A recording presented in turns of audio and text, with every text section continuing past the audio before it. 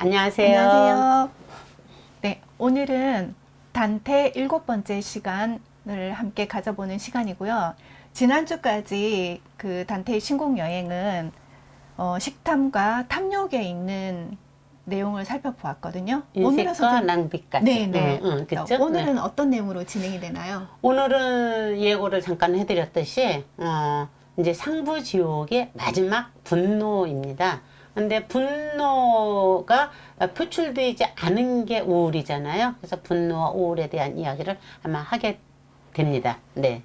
네, 그렇군요. 자, 그러니까 분노와 우울의 죄인들이 빠져 있는 곳이 스틱스 강이에요.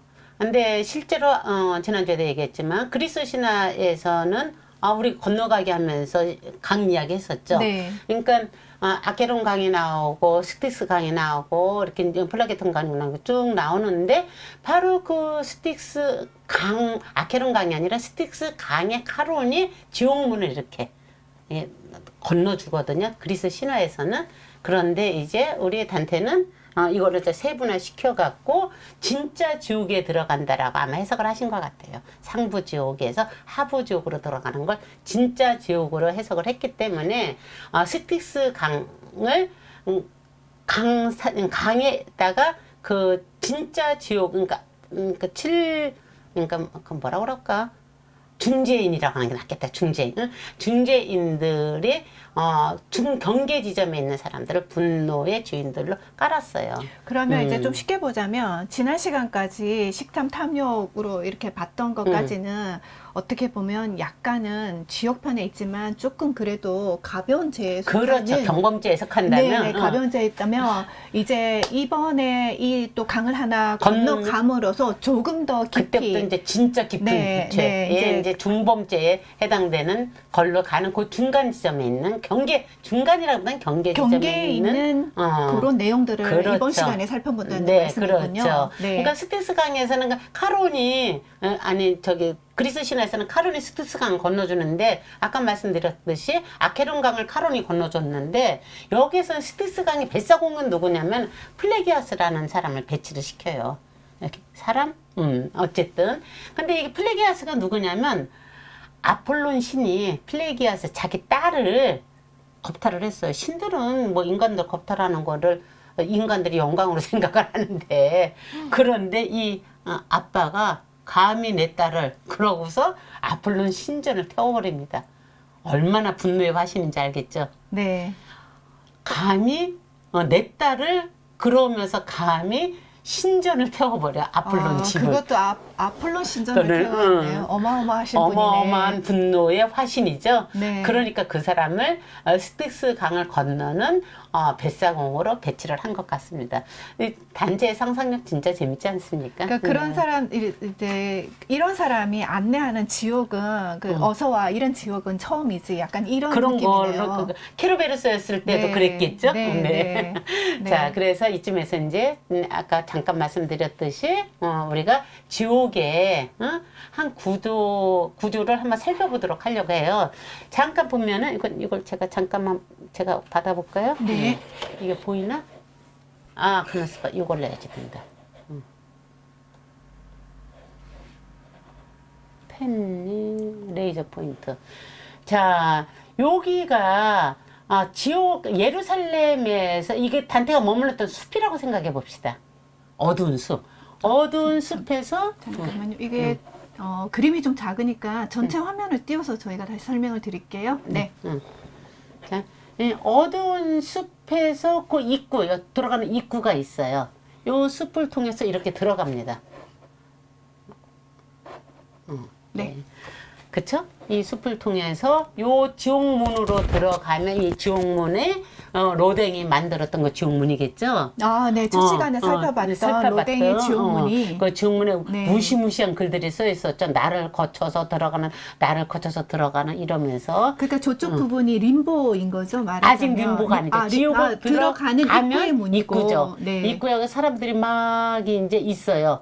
그래서 요 아케론 강을 이렇게 건너면은 여기를 보시면은 여기 1번 여기가 림보입니다. 아케론강으로 네, 들어가는 그 입구에 있는 문이 지옥의 문이고 지옥의 문이죠. 아케론강을 건너가면 이제 림보가 림보인 있죠. 거고. 여기 1번. 네. 그 다음에 2번에 금지된 사랑이라고 여기다 써져 있죠. 그 다음에 우리가 살폈던 탐식 탐욕이 3구이고 3구역이고 그 다음에 4구역이 인색과 낭비고 오늘 우리가 어디를 가느냐면 요 디스의 성벽을 가기 위해서 강을 건너는 거예요. 이게 오늘 가는 곳이 네. 요거는 이제 디스의 성벽을 가는 스틱스 강을 건너는 거예요. 근데 요 스틱스 강 안에 빠져 있는 사람들이 바로 분노와 우울의 죄인들이라는 거죠. 네. 그래서 이 디스의 성벽은 다음 주에 제가 본격적으로 설명을 하면서 이제 진짜 지옥으로 들어가는데 오늘은 그러면 그 전에 분노와 우울에 관해서만 얘기를 관해서 하는 이야기를 거죠. 나누게 되겠네요. 네. 그러면 이 상부지옥은 우리가 지금 살펴봤듯이 세교, 식탐, 그냥 더 보세요. 이거 세교, 식탐, 인색, 그 다음에 뭐였어요? 낭비, 분노, 아니 욕심, 그 다음에 오늘 살펴볼 분노 같은 것들이에요. 그런데 이 죄는 잘 보면은 아까 잠깐 설명했듯이 그래서 지옥 구조는 이렇게 지옥에다 그러니까 지옥에다 이거 자꾸 이게 저도 이렇게 그냥 간단하게 해봅시다. 지옥 입구에서 요 지옥 이 그림으로 보면 분홍색으로 표시된 요 위에 있다고 해서 이걸 상부지옥이라고 해요. 상부지옥은 굉장히 그래서 깔때기 모양인 거예요. 굉장히 넓어요. 수많은 사람들이 경범죄에는 많이 지잖아요. 근데 하부지옥으로 갈수록 좁아져요. 그러니까 제 무게도 커지지만 이렇게 사람들의 네. 수도 줄어들 수밖에 없겠죠. 네. 사람들이 그렇게 무시무시한 죄를 많이 지면 이 지구가 온전하겠습니까? 그러니까 우리가 경범죄라고 본다고 했을 때 이 네. 경범죄로 보여지는 이 5고리까지 6고리까지 해당되는 이 지옥들은 실질적으로 어떤 사람들이 오는 곳이냐면 무절제한 사람들이 오는 거예요. 그러니까 무절제 아까 우리가 저기 계속 애욕도 탐식도 그다음에 낭비도 절제를 하지 못해서 짓는 죄라는 얘기를 했잖아요. 네. 절제를 할 힘이 없는 상태. 그걸 우리가 무절제라고 한다면 이 자기 욕망에 그냥 이렇게 욕망의 먹이가 돼버리는 거죠. 이들이 오는 거예요. 이들은 고통스럽지만 그렇게 파장이 크지는 않았고 주변 가까운 것 외에는 어떻게 보면 지극히 개인적인 느낌이라고 우리가 볼 수도 있을 것 같아. 잘 생각해 보시면 그것이 확장돼서 퍼쳐나갈 때 이제 큰 죄가 되기도 하지만 그런데 실제로 그 다음번에 해당되는 요 보라색에 해당되는 여기서부터는 이제 6고리에 해당되는 6고리, 7고리, 8고리, 9고리는 실제로는 4개고 이쪽에는 5개지만 여기가 훨씬 더 죄가 많이 세분화돼서 폭은 좁으나 죄는 굉장히 많이 세분화돼요. 그래서 더 길게 진행이 되는데 여기는 경범죄가 아니라 중범죄에 속하는데 거기에는 폭력, 사기 그리고 이렇게 반역자들 이런 사람들이 가는 곳이에요. 거기는 무절제 내가 어떻게 절제를 못하는 게 아니라 그는 무절제라는 것은 나도 모르게 짓는 짓잖아. 의도가 있는 게 아니잖아. 의도를 갖고 막 많이 먹지 않잖아. 네. 많이 안 먹으려고 하는데 네. 막 이러잖아. 의도는 어떤데 다이어트 하려는 의도는 같잖아. 그런데 사기를 치거나 누군가를 때리거나 이건 의도가 있는 거잖아요. 이 의도가 있는 것이 실제로 훨씬 더 큰 죄가 된다라는 거죠. 모르고 짓는 죄보다 의도하고 짓는 죄가 훨씬 더 무겁다는 거를 설명을 하는 거네요. 여기서는 설명을 하는 거죠. 네. 그런데 이거는 단테의 서양적 해석이고 불교에서는 알고 짓는 죄보다 모르고 짓는 죄가 더 크다고 얘기해요. 그러니까요. 무절제하고 상관없이. 그러니까 알고 짓는 죄보다 모르고 짓는 죄가 왜 더 클까요? 모르면 고칠 가능성이 그만큼 없기 때문에 무지의 죄가 굉장히 커요. 그래서 그거는 조금 분별은 해야지 돼. 여기에서는 모르고 짓는 죄라기보다는 무절제, 내가 참지를 못해서 그냥 저절로 그쪽으로 흘러가 버리는. 그러니까 절제를 못하는 거라면은 여기는 의도를 가지고서 그것을 행동한다라는 거죠. 그래서 상부지옥에 있는 사람들은 훨씬 더 무겁고 그 지독한, 뒤로 갈수록 아주 끔찍한 일들이 많이 벌어져요. 지독한 죄를 짓게 되는데 아마 오늘 끝나고 나서는 이제 네. 그 다음 시간부터 그 속으로 들어가게 될 겁니다. 바로 이제 그 경계 지점에 있는 분노의 죄인들은 어디에 있다고 했느냐면 지금 말씀드렸듯이 스틱스 강이 있는데요. 스틱스 강은 진흙투성이로 아주 끈적끈적한 점액질로 되어 있는 강이에요. 물이 아니고 그 속에 이게 빠져 있어요, 사람들이. 빠져 있어 갖고 헤어나올 수가 없겠다 음. 싶은데요. 헤어나올 수가 없다라는 네. 표현이 딱 맞아요. 네. 그 늪 속에 늪에 빠져 있으면 우리가 허우적대면 될수록 더 못 깊이 빠져나오잖아. 네, 그들의 죄입니다. 이거 한번 읽어볼래요? 네, 분노와 우울에 관한 설명인 것 같고 지옥편 8곡 46에서 51행에 있는 내용인데 제가 한번 읽어보도록 하겠습니다. 저자는 세상에서 거만했던 사람이었지. 일생 동안 누구도 자기를 따뜻하게 대해준 기억이 없어서 그의 그림자가 이렇게 사납게 구는 거란다. 세상에서는 스스로 위대하다 여기지만 여기서는 진흙탕 돼지처럼 딩굴며 야비한 기억만 떠올릴 자가 얼마나 많을지. 그쵸. 네. 다시 말하면은 이거 보세요. 아까가 그게 뭐지?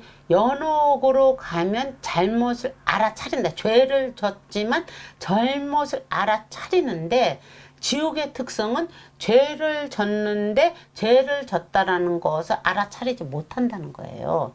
그러니까 진흙탕 돼지처럼 뒹굴며 야비한 기억만 저쪽 동네에 있을 때는 내가 이렇게 훌륭하고 이렇게 이렇게 의시되고 사람들이 나를 무서워했었는데 를 계속 되뇌이면서 그 속에서 분노가 계속 일어나는 거야.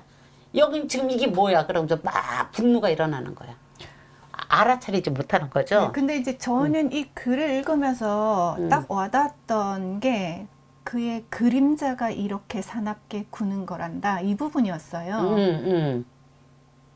어떻게 해석이 됐어요? 그러니까 일생 동안 누구도 자기를 따뜻하게 대해준 기억이 없는 사람이 그림자조차도 이렇게 사납게 구는 거라는 내용이 이게 뭐라고 해야 되지? 굉장히 이렇게 확 와닿는 느낌이 있어요.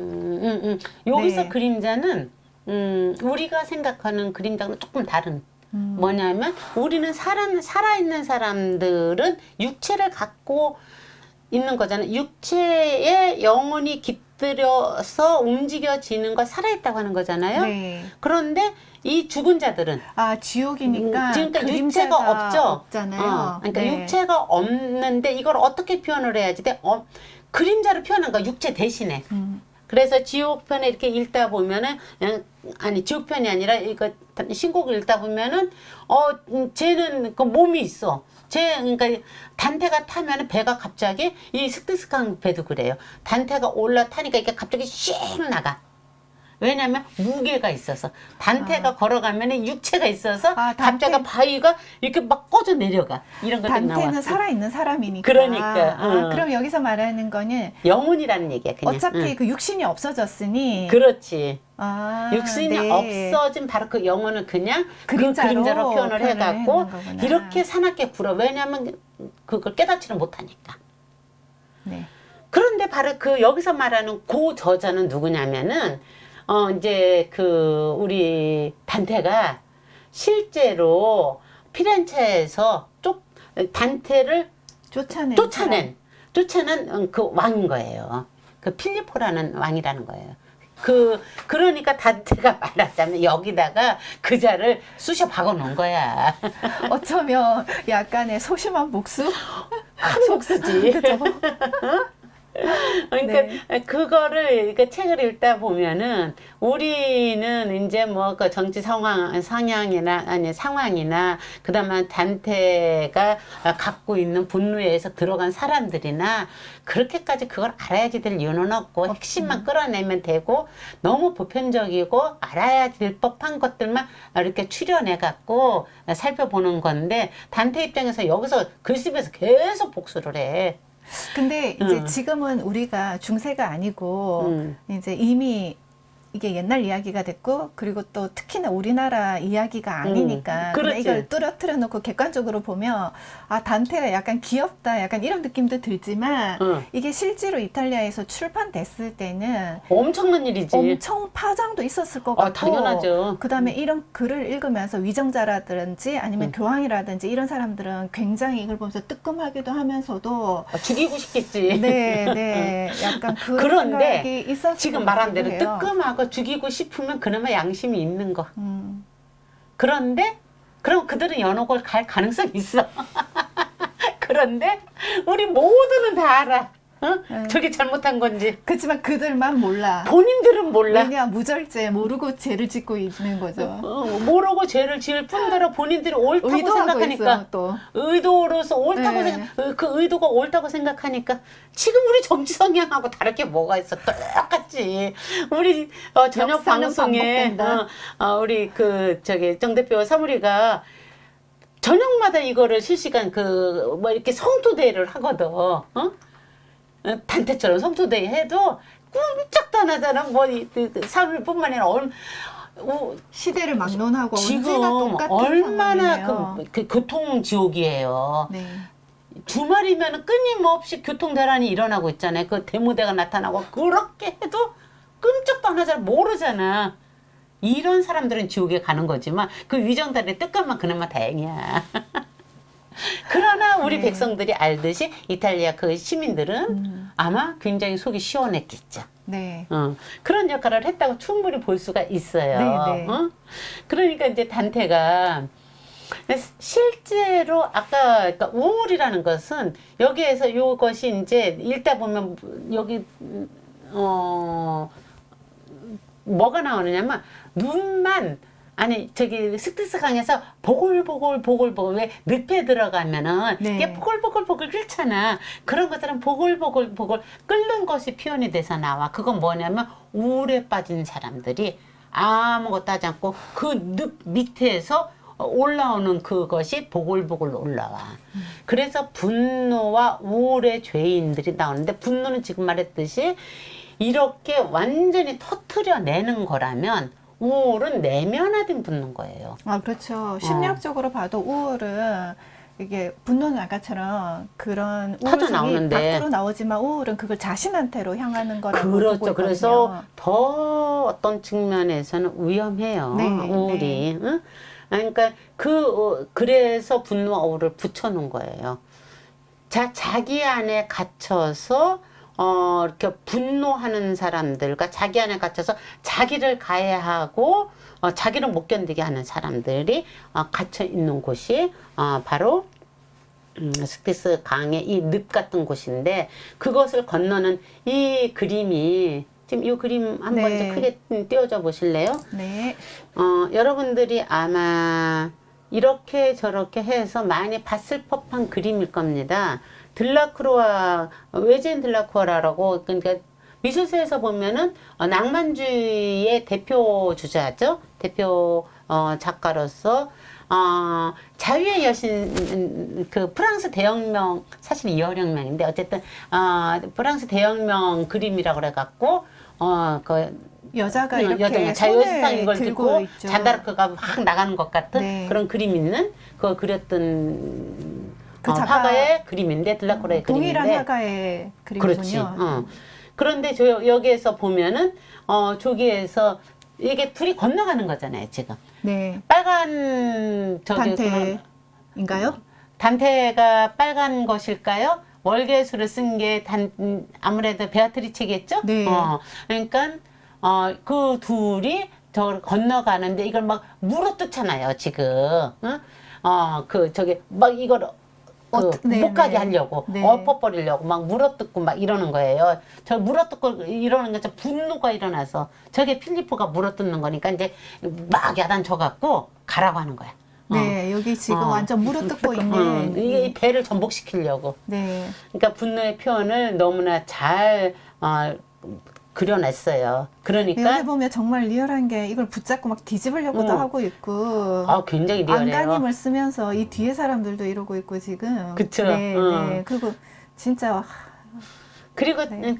본 김에 저 밑에 그 불의 화염이 불구덩이 네. 같은 그 화염 같은 게 보이죠? 네. 요게 보이는 이게 약간 빌딩 같은 게 있죠? 건물처럼 보여요. 이게 디스 도시예요. 이제 여기로 우리가 들어갈 거예요. 이따가 이 강을 건너서 이따가가 아니라 다음 주부터 요 강을 건너서 여기로 가서 이 디스 성을 들어갈 거예요. 그러니까 여기는 이렇게 불길이 이들을 태워 죽이는, 그러니까 정화시키는 진짜 불의 지옥으로 들어가는 거예요. 네, 지금 정말 이제. 무시무시하다는 생각이 듭니다. 근데 여기가 이제 단테의 소심한 목소리가 조금만 더 보면 굉장히 재밌는 게, 네. 그러니까 이것을 이게 단테가 이게 필리포인 줄 알아차린 거예요. 자기를 추방시킨. 그러니까 스승님한테 이래. 오, 스승이시여, 우리가 이 강을 건너가기 전에 저 영혼이 완전히 갈기갈기 찢어지기를 바랍니다. 라고 얘기를 하자마자 늪에 있던 다른 분노의 그 죄인들이 와갖고 얘를 다 뜯어버려. 그래서 스승이 얘기를 해. 이 강을 건너기 전에 너가 그 모습을 보게 될 것이다. 제가 여기에서 이 스승의 역할에 대해서 오늘 좀 얘기를 좀 하려고 하는 거예요. 그렇게 위로도 하고 야단도 치고 재촉도 하고 하면서 관계를 맺어가는 것이 이제 스승과 제자의 관계인데, 어쨌든 이렇게 너무 분해갖고 어리광을 부르니까 그거 이루어질 거야. 응? 그러니까 위로해 주는 거야. 실질적으로 또 그걸 실현해서 또 보여주는 기도 하고. 너무 나는 그 부분이 네. 이런 거 읽을 때마다 참 관계에 대한 생각을 많이 하게 되거든요. 어쨌든 조금 더 두고 봅시다. 네. 다음 거 볼게요. 네. 이제 우리가 익히 아닌 그림이 이제, 하나 나오네요. 그러니까 이 익히 아는 메두사죠. 이게 카라바조가 카라바조. 그림인데, 네. 이 그림이 왜 나오냐면 실제로 그 7곡, 그러니까 우리가 이제 지금 8곡을 건너서 이제 9곡으로 들어오면 이게 디스성 입구에 가면은 나오는 건데요. 네, 그러면 이 편을 제가 한번 읽어볼까요? 네, 그렇죠. 한번 읽어보세요. 네, 지옥편 9곡 37에서 60행에 있는 내용입니다. 내용 중에서 발췌를 한 거예요. 이거는. 네네. 지옥의 새 풀이가 피를 뒤집어 쓴 채 한꺼번에 들어왔다. 뱀들은 손톱으로 서로 가슴을 찢고 손바닥으로 때리면서 찢어질 듯한 비명을 질러댔다. 메두사를 불러라. 저놈들을 돌로 만들자. 선생님이 말했다. 뒤를 돌아서서 눈을 꼭 감아라. 만일 고르곤이 와서 내가 그 얼굴을 보기라도 한다면 다시는 빛으로 돌아가지 못할 테니까.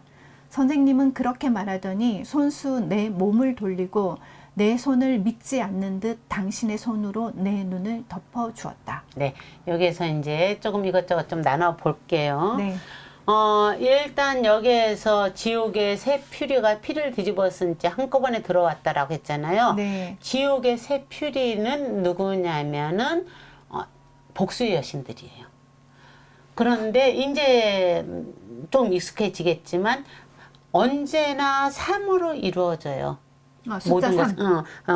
저기 삼위일체처럼 기독교 성부, 성자, 성령 있는 것처럼 여기에서도 나중에 다시 설명한다고 하면서 간단하게 스쳐 지나갔던 성모 베르길리우스를 단테한테 보냈던 베아트리체는 실제로 베아트리체 단독으로 움직인 것이 아니라 성모 마리아가 위에서 내려다 보니 단테가 금방 지옥으로 들어가게끔 돼 있어. 그 탐욕에 갇혀갖고. 그래서 급하단 말이야. 그러니까 루치아를 불러서 쟤를 좀 빨리 구하라고 해라. 그러니까 루치아가 누구를 찾아가냐면 베아트리차를 찾아가서 너가 사랑하는 걔가 이렇게 됐어. 그러니까 빨리 구해. 그래서 베아트리체를 구하러 가려고 했더니 자기가 더 이상 어떻게 할 수가 없으니까 베르길리우스한테 가서 얘기를 한 거예요. 그러니까 성모님이 루치아를 통해서 베아트리체를 거쳐서 베르길리우스를 거쳐서 단테가 이 여행을 시작을 했잖아요. 네. 그때도 삼위일체예요. 마찬가지로 지옥에서 나오는 이들도 아까 케르베로스도 대가리가 3개. 3개. 그 다음에 지금 이 피를 뒤집어 쓴 퓨리들도 3명의 퓨리. 그러니까 이거는 복수 여신들도 셋이 짝을 지어서 다니고, 요거 메두사의 그 자매들도 셋인데, 메두사의 자매 이름이 고로곤 자매예요. 고로곤 자매에서 막내 이름이 메두사인 거예요. 이 3이라는 숫자가 얼마나 중요하게 동서고금을 막론하고 쓰이고 있는지 언젠가 기회 되면 그 숫자에 대한 이야기를 할 시간이 있을 겁니다. 오늘은 이 정도에서 넘어가고요. 네. 그 피리가 들어와서 한 얘기가 메두사를 불러라. 저놈을 돌로 만들자라고 했어요. 그럼 도대체 이 메두사가 누군가? 응? 우리가 좀 알아봐야 될 필요가 좀 있겠네요. 아까처럼 좀 알아봐야지 네. 되겠죠. 메두사는 실질적으로 굉장히 아름다운 여인이었어요. 그러니까 지혜롭고 아름다운 여인이고, 특히 머리카락이 굉장히 상징적인 의미를 많이 갖고 있잖아요. 머리깔이 비단결처럼 고왔답니다. 그래서 아테네 신전을 지키는 여사제로 메두사가 있었어요. 2가지 버전이 있어요, 메두사는. 네. 그랬는데 이 메두사가 아테네 신전을 지키면서 넘어선 거죠, 경계를. 내 머리카락은 아테네의 머리카락보다 더 아름다워. 그랬더니 아테네가 이게 감히 어디서. 그래서 괴물로 만들었다는 하나의 신화가 있고, 또 하나의 신화는 아테네는 누구냐면 아테네의 그 도시가 아테네인가? 아테네와 아테네인가? 이거 맨날 헷갈려. 아테네의 그 수호신이에요. 아테나 여신은 아테네의 수호신인데, 어떻게 수호신이 되느냐면, 아테네라는 도시가 형성이 될 때 아테나하고 포세이돈, 아까 바다의 신 포세이돈이 경합이 붙었어. 누가 수호신이 될 건지. 그걸 누가 뽑겠어? 그리스 사람들이 뽑겠지. 그러니까 이제 공약을 한 거야. 나는, 그러니까 포세이돈이 뭐라고 하느냐면, 나는 너희들이 나를 선택해주면, 단장 선택하듯이 너희들에게 소금을 주겠어.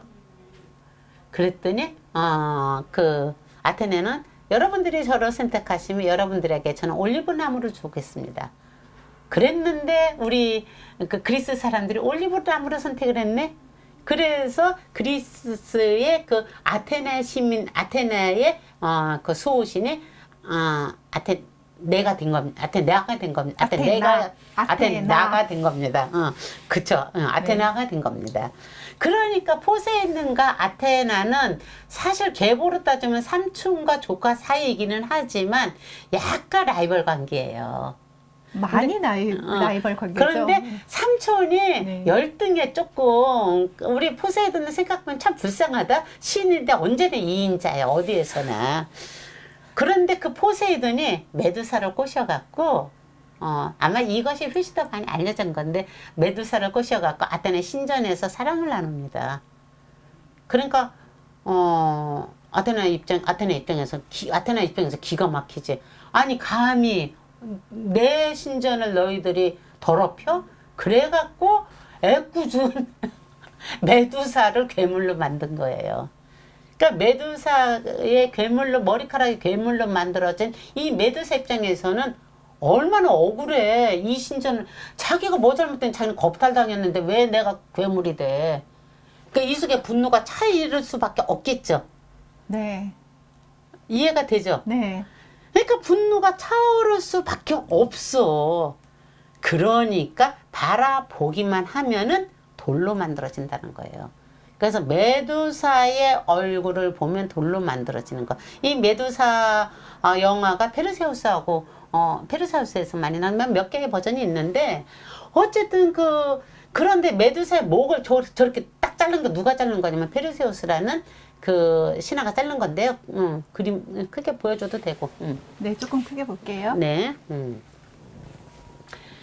자, 그래서 분노의 그 화신으로 메두사를 우리가 일반적으로 만에 적용을 하는데 우리는 실제로 이 단테의 신곡을 우리 개인의 일상생활에 나한테 도움이 되는 심리학적인 측면으로 많이 살펴보니까 메두사도 그런 맥락에서 한번 살펴본다면은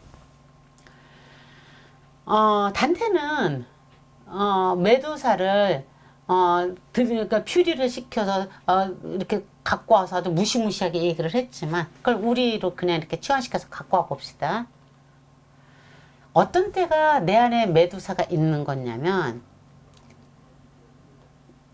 내가 너무너무 분노에 차서 억울해서 누군가를 증오의 시선으로 차가운 눈으로 본 적 있죠.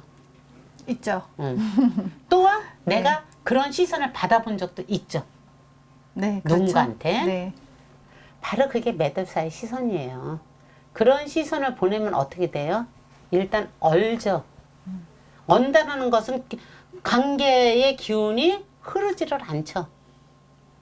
이렇게 그런 시선으로 우리 얘기 좀 해봐. 뭐 이러면서 어떻게 네가 나한테 이럴 수 있어? 이러면서 얘기하면은 아니 갑자기 그러니까 약간 격가지긴 한데 남편들이 부인한테 가장 들었을 때 무서운 말이 오늘 얘기 좀 해. 이 얘기하면은 이제 완전 멘붕이 온다고 하더라고요. 그러니까 그게 이제 이 시선과 이 감정을 갖고 분노를 말로 풀겠다는 거야. 그러니까 이게 얼음이 되는 거지. 기운이 딱 얼어버리는 거지. 딱 어는 게 뭐야? 돌이지. 그쵸? 흐르는 게 물이라면 어는 게 돌이잖아요. 얼음이잖아요. 얼음과 돌은 같은 걸로 우리가 해석을 하면 돼요. 근데 돌은 녹지도 않잖아. 응? 바로 그 시선이 메두사의 시선이라고 합시다. 이거 어떻게 보면 되게 신선한 해석인데 근데 우리 얼음땡 하듯이 뭔가 되게 당황한 일을 겪거나 아니면 곤란하게 되면 이렇게 몸이 굳는다고 하잖아요. 근데 그런 거가 정말 여기에서처럼 이렇게 돌로 표현된다는 게 딱 맞다는 생각이 드네요. 그쵸? 네. 자, 그랬을 때 이제 더 중요한 건 그 분노는 누가 풀어야지 돼요? 결국 본인이 내가 자기 자신이 풀어야 되는 거죠. 그럼요. 그 분노를 풀어졌을 때가 뭐가 되느냐면 메두사의 목을 친 게 되는 거야. 분노가 풀어진 그 상태가 바로 페르세우스의 영웅의 상태가 되는 거예요. 와, 근데 참 쉽지 않은 일일 것 같기는 해요. 쉽지 않죠? 네. 그러면은 어떻게 분노를 풀까요? 분노가 굳어지기 전에 자꾸 어떤 상황에 뭔가가 있을 때 터트려야지 돼요. 솔직해져야지 돼요. 화가 났을 때 솔직해 분노로 그러니까 그 정의라는 것은 객관화시켜서 화를 내는 건 정의인 거예요. 그래서 그 관계가 굉장히 뭐라죠? 긍정적이라기보다는 그러니까 잘 이렇게 이루어지고 형성되어 있는 관계는 뭐냐면 자기가 화가 났을 때 화가 났다는 거를 바로바로 얘기할 수 있어야 그럼요. 되는 관계가 가장 좋은 관계라고 건전하면서도 바르고 그런 관계라고 얘기하잖아요. 근데 그 화가 네. 났을 때 화가 났다는 이야기를 조금 객관화시켜서 얘기할 수 있는 힘이 있을 때 네. 그때까지 정화시킨 다음에 얘기를 하면 되는데 그게 최상이지만 아니면 싸워 그냥 그 자기 화를 응. 참지 못해서 그냥 그러더라도 터뜨리고 싸우는 게 보내는 나아. 거죠. 관계는 싸워야지 돼요. 그 박혜주 선생님이라는 분이 계신데 한민족 우리말 사랑 뭐 이런 책 제목은 잃어버렸는데 굉장히 아름다운 책을 쓰신 분인데 우리나라 저 단어를 풀어난 것 중에 싸움이라는 것을 어떻게 풀었느냐면 쌓아서 움트게 하는 거다. 쌓여서 움트는 것이 싸움이다. 움이 터야 새로운 생명체가 피어나지. 그래서 싸움은 좋은 거다. 분노를 터뜨릴지언정 싸워서 해결하는 게 낫다. 그래서 사실은 이런 그 분노를 터뜨리지 않고 있으면은 쌓아놓으면 나중에는 진짜 해결도 안 되고. 근데 저 같은 거죠. 경우는 네. 그거를 참 잘 못했었어요, 진짜. 그래서 그러니까 나는 참느라고 참고 내 방식대로 참을 진짜 세게 하면 살인도 면한다더라라는 그 이상한, 맞아요, 그거. 그런데 참을 때 누르면서 참는 게 아니라 사실을 보려는 그 의지를 가지면서 분석하면서 참아야지 되는 건데 그냥 참는 거. 그냥 무작위로 참는 무작위로 참는 거는 굉장히 위험한 거거든요. 그래서 참는 것에도 사실- 두둥류가 네. 있는 거거든. 예. 그래서 사실은 그런 것 때문에 자기 내면이 병 들어가잖아요. 그게 우울이 되는 거예요. 네. 그래서 터져나오면 분노로 나오는데 그것이 터져나오지 못하면은 내면에 대해서 자기 병을 안으로 파고들면 그게 우울이 되는 거잖아요. 우리가 지난 시간에 다루었던 분노와 우울이 그것과 연결되는 건데 바로 그 메두사의 시선은 남한테 받았든 내가 남한테 주었든 내가 나한테 주든 결국은 누가 푼다? 내가 풀어야지 된다는 거죠. 돌로 굳어진 것을 내가 푸는 것이 영웅이 되는 거다라고 우리는 해석을 해야지 된다는 거예요. 네. 바로 여기에서 어떤 일이 발생을 하느냐. 우리 지난번에 사랑에 대한 이야기를 할 때하고 약간 비슷한 건데 메두사를 페르세우스가 죽이는데 바로 보고 죽이면 어떻게 돼? 돌이 되잖아. 아, 그렇죠. 본인도 메두사 얼굴을 그러니까 보게 보면 되니까. 돌이 되잖아. 네. 그러니까 오만 그 자체로 보면 안 된다는 거야. 제 해석해서 봐야지. 그 거리를 두고 제 네. 해석해서 봐야지 된다는 거야. 그것이 무얼로 표현이 되느냐면 페르세우스가 메두사를 정벌하러 갈 때 이 신 저 신이 막 신들이 선물을 주는데 아테네가 무엇을 주느냐면은 방패를 줘요. 아테네는 전쟁의 신, 지략의 신이잖아요. 자기가 쓰던 방패를 줘요. 청동 방패를. 그러니까 페르세우스가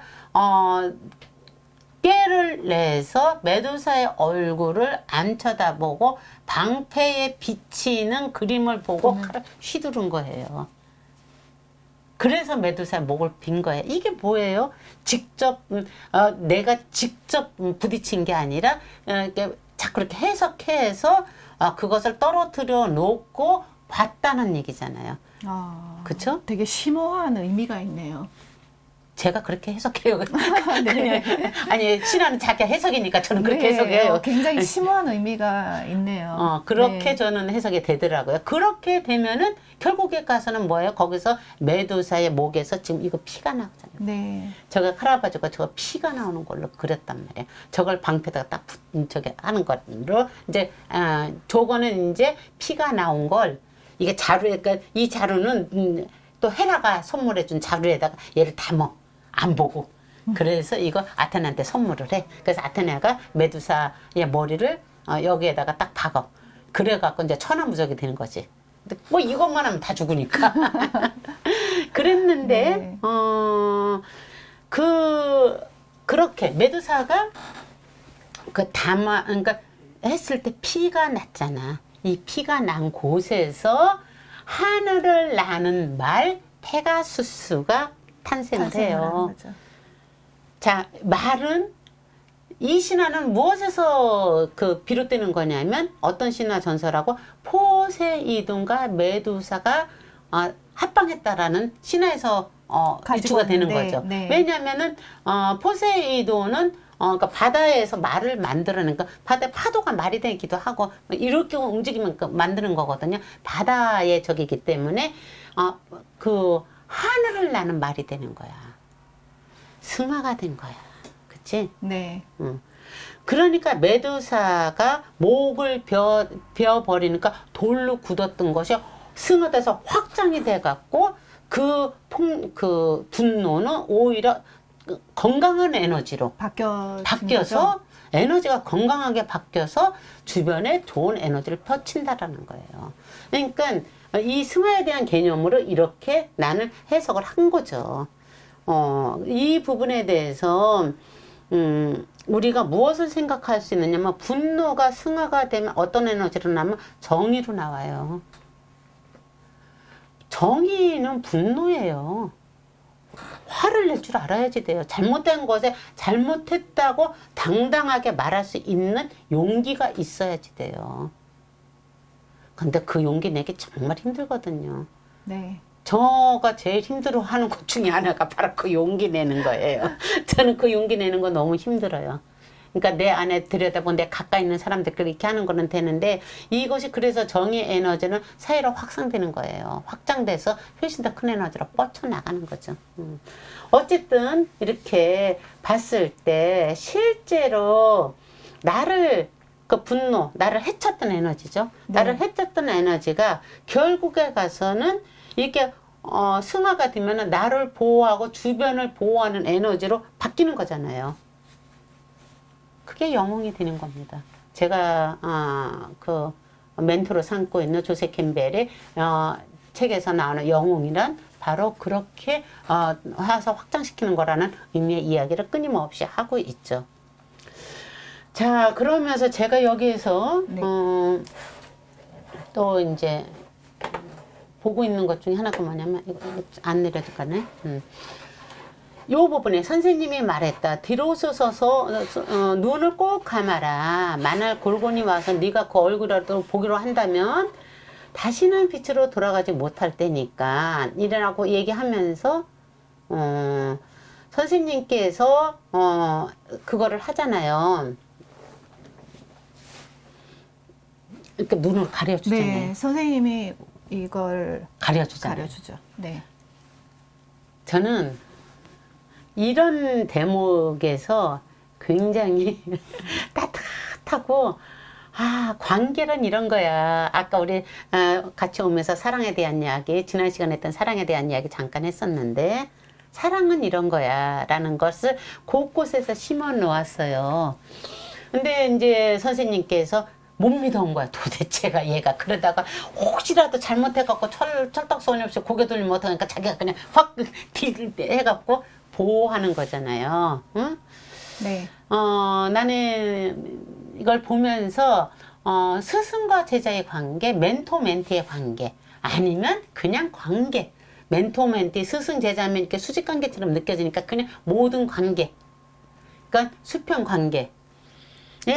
올바른 관계는 어떤 관계인가에 대해서 생각을 해보려고 하는데 그 부분이 실제로 단테가 베르길리우스와 같이 동행하는 이 과정에서 곳곳에서 이야기를 해요. 그래서 지금까지 살펴본 곳에서 몇 문장을 제가 뽑아왔거든요. 그거 한번 같이 볼까요? 네. 어떤 관계로 하고 있는지. 자, 이건 제가 읽으면서 할게요. 네, 조금 화면을 크게 보도록 하겠습니다. 네, 좋습니다. 자, 눈물을 흘리는 내 모습을 보고 그가 말했다. 이 숲을 벗어나고 싶다면 너는 다른 길로 가야 한다. 자, 이건 언제냐면 일곡에서 어두운 숲 속에서 막 헤매면서 당신이 누구요? 귀신이든 사람이든 어쨌든 저 좀 구해주시오. 그러면서 막 우니까 그래, 가자. 그런데 여길 벗어나려면 너 지금까지 오던 길로 가면 안 돼. 다른 길로 가야지 돼. 라고 방향 제시를 해주죠. 관계에서는 그 사람이 올바른 길로 가고 있는지 안 가고 있는지를 서로 보면서 다른 길로 갈 때 툭툭 터주는 거. 이거는 굉장히 격정에 빠져 있을 때 그런 것을 할 수 있어야지 되는 거예요. 근데 그것도 혼자 못하니까 자기 스승이 스스로 할 그 수 역할을 있으면 해주는 가장 거죠. 좋지만 스승이 아니라도 친구든 뭐 제자도 할 수 있어요. 제자도 선생한테 할 수 있어요. 선생님 그런데 그거 아무래도 아닌 것 같은데요. 그랬을 때 그 소리로 그런가? 한번 내가 들어볼게. 이게 좋은 관계라는 거죠. 플라톤과 아리스토텔레스가 실제로 아리스토텔레스는 플라톤의 제자잖아요. 네. 그런데 플라톤이 이데아만 강조를 하고 이 세상은 이게 전부 그림자일 뿐이야 라고 했을 때 선생님 말씀이 다 참 맞고요. 이데아 분명히 있는 거 맞아요. 그런데 선생님 말 그것만은 아니야. 이 현상적으로 있는 이것들도 사실이 아닐까요? 그러니까 확장해서 둔단 말이에요. 그랬을 때 어디 감히 네가 나한테가 아니라 플라톤도 그것을 귀담아 들으니까 플라톤 아카데미에서 아리스토텔레스한테 강의를 하게끔 해줘요. 이게 좋은 관계라는 거예요. 귀를 열고 있는 관계면은 스승 제자에서도 충분히 일어날 수 있는 거죠. 어쨌든 다른 길로 가라고 이렇게 얘기를 해요. 방향 제시를 하고. 그 다음에 얘가 이제 막 그래서 이제 네 좋습니다. 쫓아가겠습니다. 그러고 가고 있는데 갑자기 사자가 딱 나타났잖아. 아까 저기 우리가 그 탐욕에서 암사자가 나타나서 또 이렇게 길을 막고 막 그러니까 주춤거리다 그러다가 주춤거리다가 이제 손 붙잡고 갔어. 가자 그래갖고. 그런데 다시 겁이 슬그머니 난 거야. 그러면서 따져. 저는 바울도 아니고 저는 아브라함도 아니고 쟤까지 게 뭔데 저기 죽음의 그 거기를 가요. 그러면서 이제 투덜거리면서 막 쭈뼛쭈뼛 하니까 얘기하는 거야. 네가 네가 하는 말을 제대로 들었다면 이게 스승의 태도가 얼마나 멋져요. 네 말을 내가 제대로 이해했다면 너의 영혼이 겁을 먹고 있구나. 응? 내가 겁먹지 마. 네가 그 겁먹은 두려움에서 벗어나도록 내가 왜 여기에 왔는지 처음 너의 고통을 느꼈을 때 내가 들었던 말들을 들려주마. 그러면서 사실은 내가 온 게 아니야. 네가 사랑했던 베르길리우스가 나한테 부탁해서 여기에 온 거야. 그러면서 안심을 시켜요. 아니야 가야지 다 이렇게 끄는 게 아니야.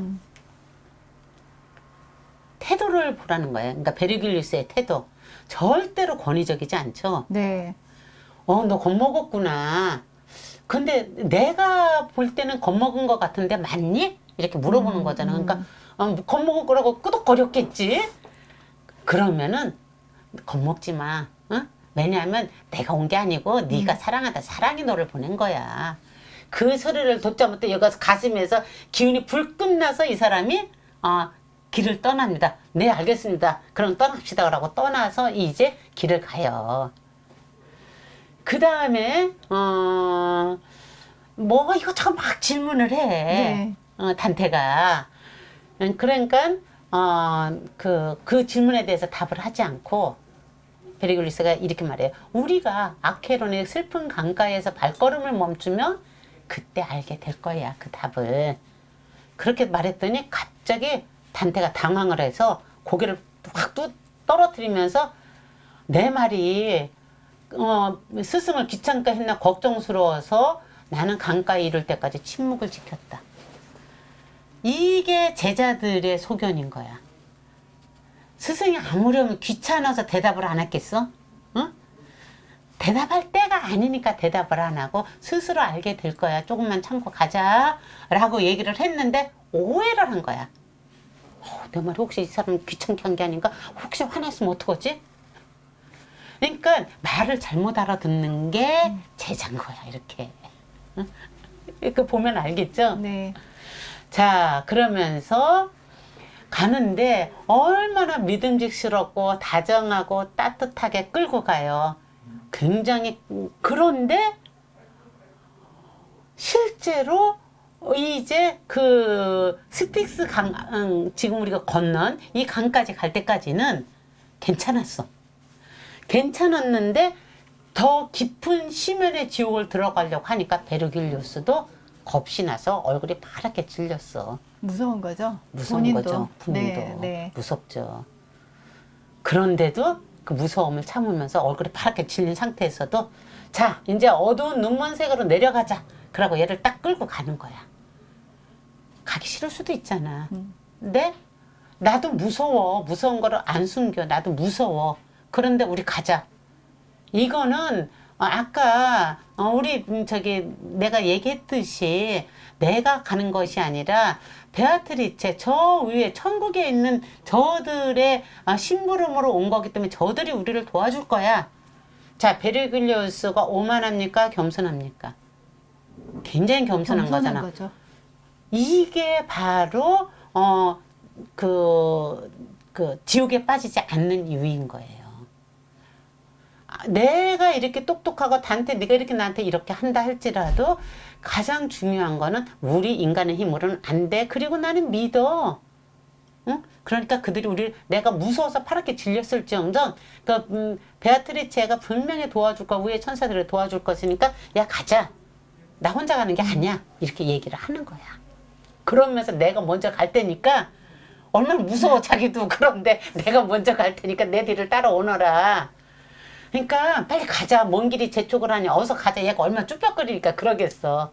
그래서 손을 끌고 들어가는 거야. 같이 무서워.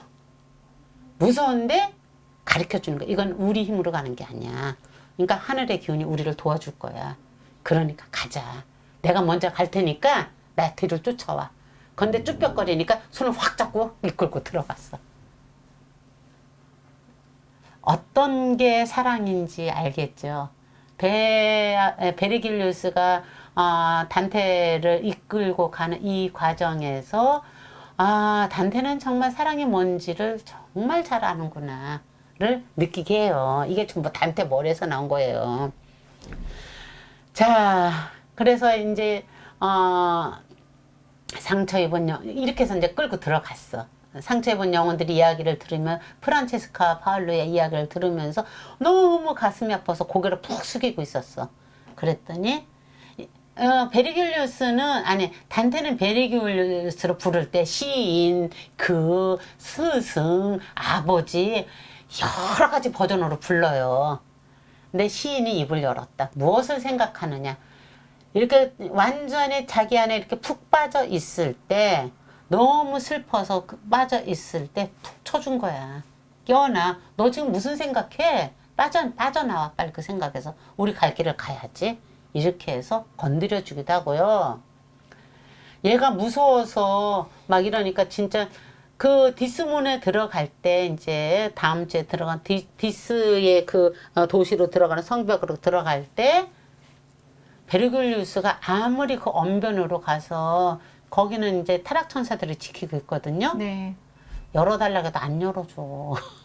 그래서 파랗게 질려. 응? 파랗게 질려서 돌아와. 실패하고 열어달라고 가는데 실패해서 파랗게 질려서 돌아오면서 분명히 천사가 올 텐데 혼자 이렇게 중얼거리는 소리 들으니까 이 단테가 더 질리는 거야. 스승이 질리니까. 그래서 실제로 그러니까 자식을 키우고 이렇게 하다 보면 자식들이 힘들고 내 주변에도 그런 일들이 많이 있었는데 그럴 때 자식이 힘들 때 힘든 자식을 보면서 엄마가 더 힘들어할 때 있거든요. 그러면 그건 진짜 안 되는 거예요. 엄마가 빨리 힘을 내서 힘들어하는 자식 때문에 내가 더 힘들어를 하지 말고 괜찮아. 이거 벗어날 수 있어. 라고 말할 수 있을 만큼 힘을 키워서 엄마는 엄마 일상을 살아내야지 되는 거거든요. 그런데 많은 사람들은 엄마의 일상을 사는 것을 이기적인 것처럼 느끼기도 하고 그래요.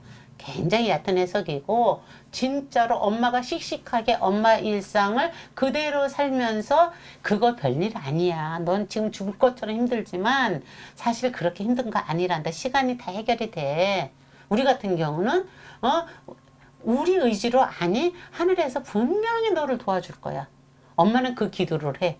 이러면서 이야기를 했을 때 아이가 빠져나올 수가 있어요.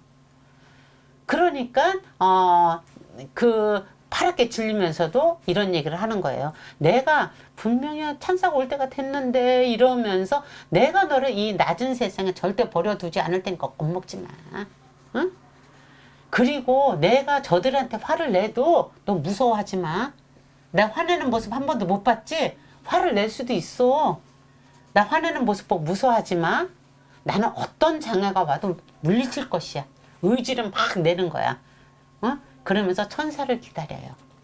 천사를 기다렸는데 그렇게 가모니설로 얘기하고 화를 내고 그래도 안 열어주더니 천사가 확 내려니까 걔네들이 막 쫙 사라지고 천사가 이렇게 지팡이로 톡 치니까 문이 확 열려. 그 디스문이. 네. 그 부분에 대해서는 우리가 이제 다음 주에 같이 할 겁니다. 어쨌든 오늘은 제가 이제 상부지옥의 마지막 분노의 주에 대해서 이야기를 하면서 실제로 오늘 포인트로 잡았던 것은 관계를 어떻게 맺는 것이 좋은가. 그래서 중간 지점이라고 생각을 했기 때문에 상부지역, 하부지역 들어가기 전에 베르귤리우스와 단테의 관계를 한번 살펴봤습니다. 자, 이렇게 해서 오늘 이야기를 마무리를 하려고 하는데 네. 어떠셨는지요? 질문 있으면 질문하시고. 네. 오늘 단테 신곡 8곡에서 9곡 중간 1부까지 예. 그 이제 진짜 그 중범죄들이 있는 그런 게 가기 전에 있는 마지막 제 단계인 분노와 우울의 죄를 살펴보면서 이게 또 건강한 관계란 무엇인가로 연결되는 게 굉장히 좀 뜻밖이면서도 한 번쯤은 이런 관계를 정리를 해보고 가는 게 필요하다는 생각이 들었고, 그 다음에 이 단테가 아까 말한 것처럼 베르귤리우스가 여러 가지 모습을 하고 있는 그 타자를 빌려서 얘기를 한다고 그랬잖아요. 네네. 그럼 어떻게 보면 단테가 이 신곡을 쓸 때 자기 인생에서 가장의 나락일 때 이걸 썼단 말이에요. 네. 그러면 굉장히 이렇게 생각할 때마다 다양한 분노가 자기 안에서 굉장히 일어났을 건데, 그때마다 어떤 자기한테 용기가 되고 위로가 되는 말들을 이 베르귤리우스를 통해서 듣고 싶었던 거를 듣고 싶고 끌어낸 거죠. 그렇죠. 그거를 네. 여기에 함으로써 또 자기의 분노 를 정화시킨 거죠. 그렇죠. 메두사를 네. 메두사의 목을 벤 거죠. 그래서 확산시켜서 그게 하늘을 나는 새 하늘을 나는 말이 뭐였죠? 페세우스의 상태로 된 거죠. 네. 그래서 이렇게 글을 쓰는 거죠. 그러니까 그렇죠? 이런 부분을 통해서 어떤 그런 관계, 건강한 관계 맺는 방법들, 그리고 또 우리가 이렇게 보면은 이렇게 조언을 해줄 때 실질적으로는 그 조언을 위한 조언일 수도 있고, 예, 그렇지만 이제 이런 그 단테가 쓴 이런 내용들을 보면서 정말 이게 건강한 관계라 무엇인가를 다시 한번 또 생각을 해보게 되네요. 네, 그 건강한 관계가 네. 되려면은 조건이 있어요. 원한다고 되는 게 아니고요. 힘을 키워야지 돼요. 나를 사랑하는 힘. 자기를 사랑할 때 바로 그 상대와의 그 거리를 둘 수 있고, 거리를 둬야만 지금 이렇게 그때 맞춰서 내 방식이 아니라 타인한테 그 상대에 맞는 이런 조언을 할 수 있다라는 거죠. 그렇죠. 또 아까 그리고 이제 또 지금 말씀해 주신 것 중에 본인이 힘을 키워야 된다고 했던 것 중에 인상적이었던 거는, 실질적으로 자기도 조언을 이렇게 해줄 때 자기 마음의 준비가 되고 귀가 열려 있어야 그 조언을 또 받아들일 수가 있거든요. 그럼요. 때도 필요하고요. 네, 상대의 그렇죠. 때도 볼 줄 알고. 그렇죠. 때도 봐야 하고, 그 다음에 일단 무엇보다도 내가 마음의 준비가 되어 있어야 되고, 내가 귀가 열려 있어야 되는 것도 굉장히 중요하니까. 상대가 귀가 열려 있는지 안 열려 있는지를 분별할 수 있는 힘도 그 사랑의 힘에서 나오는 거고요. 그러한 것 때문에 사랑은 기다림인 거예요, 사실. 여기에서 우리가 요 언어들을 갖고 하나씩 문장을 만든 사랑은 엄정함이고, 사랑은 기다림이고, 사랑은 온화함이고, 여러 가지를 얘기를 할 수가 있는 거거든요. 네. 그것의 뿌리는 씨앗은 나의 사랑부터 시작이다. 로 오늘을 마무리하고, 네. 이제 다음에 들어가도록 해봅시다. 네, 분노와 우울의 죄에서 건강한 관계로까지 의미가 확장되는 시간을 통해서, 단테를 통해서 만나보는 시간이라 굉장히 뜻깊은 시간이 아니었나 생각합니다. 그럼 다음 시간에 다시 만나 뵙도록 하겠습니다. 네, 다음 시간부터는 진짜 지구로 들어갑니다. 네, 다음에 뵙겠습니다. 고맙습니다. 감사합니다.